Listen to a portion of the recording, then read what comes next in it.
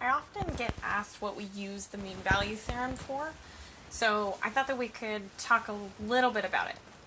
So basically what the mean value theorem says is that if the function is continuous and differentiable, then there exists at least one value of x equals c where the slope of the secant line between 2 points will be equal to the slope of the tangent line at a single point in between.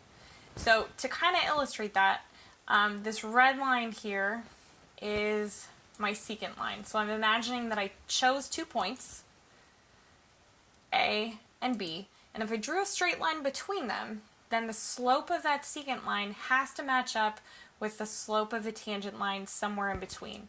And we can use the cool tools here to actually think about if I had a matched up slope with the secant line, and then I think about moving it along the curve until I find a place where the tangent line matches, then we're guaranteed somewhere in between there's at least one place where those tangent lines match.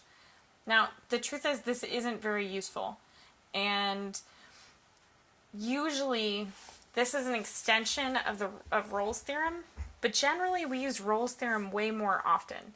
And the typical way we use Rolle's theorem is to show that there's only one root or solution to an equation.